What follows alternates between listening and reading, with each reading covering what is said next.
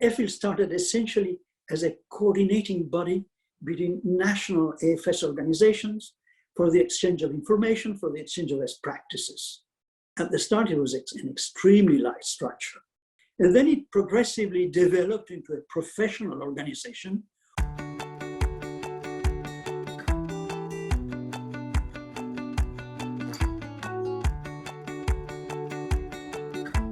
It all started in Turin, Italy, back in November 1964, when the Turin AFS chapter, under my good friend Roberto Ruffino, staged the first convention of the national European AFS organizations. He could see his vision of EFIL was an organization that could address formal institutions. Mm-hmm. It was not just an educational, idealistic, yes, it was, but in order to be really effective, he was really committed to invest his professionality in the formal European agencies. We were a bunch of young and enthusiastic volunteers who were determined to build a structure that would not only bring together AFS organizations, but also speak with a single voice to the European institutions, such as the Council of Europe, which had existed since 1948, and which had an important education program, and the European Economic Community, as it was known then, and which then developed into what is the EU today. People realize the difference between any volunteer organization that was only focused on the volunteers and an organization that was and is still based on volunteers, but is able to stand up and speak at formal institutions and political agencies. Europe, and indeed EFIL too, mean unity in diversity. And that to achieve unity, we must accept diversity. And that was the message that I've kept since those days in the late 60s. The initial idea caught on two levels. One was the level of being a real partner, being a real international organization, and not one of subsidies. And the other level that caught on was very strongly, and a lot of that was inspired by Roberto Ruffino's work in Italy, to become intercultural. The term was introduced at a time when really it was not a common term. And so those were the two things that slowly started to seep into our thinking. I think it was one of the things that made EFIL unique, because we were already looking ahead of time. We were already talking and giving speeches on e-learning. I was really shocked that back 30 years ago, we were talking about e-learning. We were talking about synchronous and asynchronous teaching. We were talking about blended learning. And now, all of a sudden, last year, we all fell into this emergency. But I was the first one who did not remember that, we were talking about e-learning back in EFIL when I was a young volunteer. Now, what was the case 21 years ago is when I got to know EFIL, and I also was an intern at the EFIL office for 6 weeks in summer, one of my summer jobs. EFIL back then was in a way a smaller organization, not membership wise, but so the secretariat was 2 or 3 people only, so very few. So everybody did sort of everything on a relatively, I didn't want to say ad hoc situation, because of course there were plans and strategies and everything, but you sort of dealt with each day as it crept up on you, right?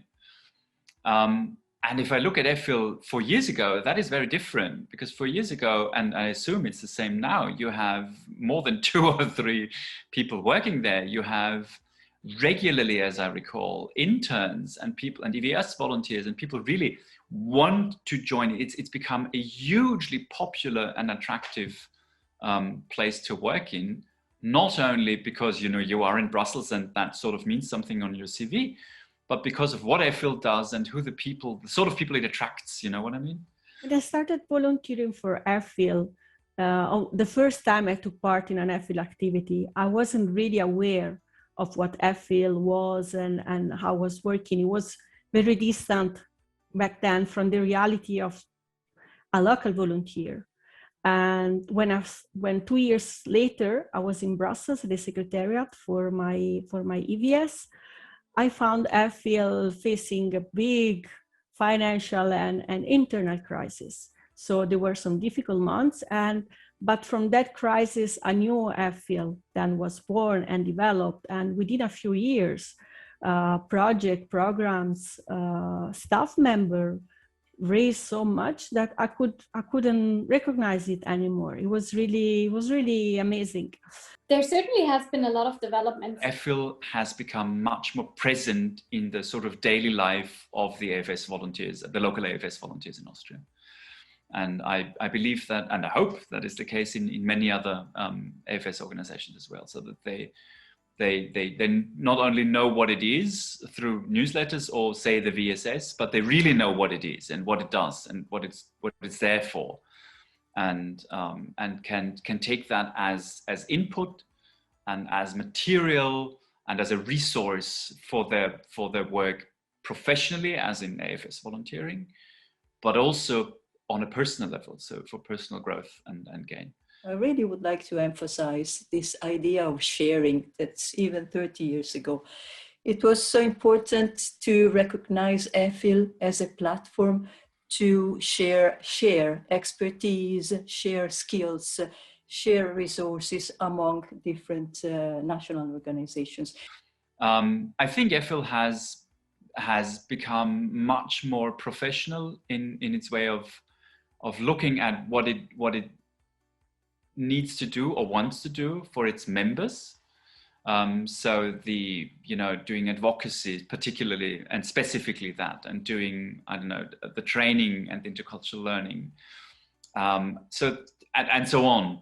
So there are more specialties now going on geared to enhance the impact that EFIL and AFS in Europe or generally has. The pool of representatives and the whole topic of advocacy becoming much more prominent, much more important, being placed much more strategically on the agenda, which then also led to the fact that in 2019 and 20 we had established the Advocacy Fellowship, trying to support national AFS organizations in really shaping their national advocacy strategies and building their national pool of representatives, because it is super important to influence policy decisions, to have EFIL being a strategic player in the long run when it comes to intercultural learning.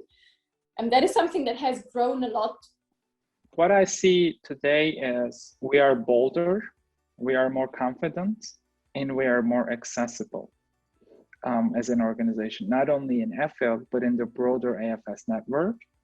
And I witnessed a discretionary effort towards alignment, unity, and boldness in EFIL, and also among our volunteers and among our member organizations, in which really gives opportunities globally and regionally for all of us. You have developed into a solid structure, which is not only the link between the national AFS organizations, but also their representative vis-a-vis the European institutions, which I must say appreciate very much the expertise you have in the fields of youth and education. So I think the contribution EFIL makes, both within the AFS family and outside vis-a-vis the European institutions, is unique, irreplaceable, and remarkable.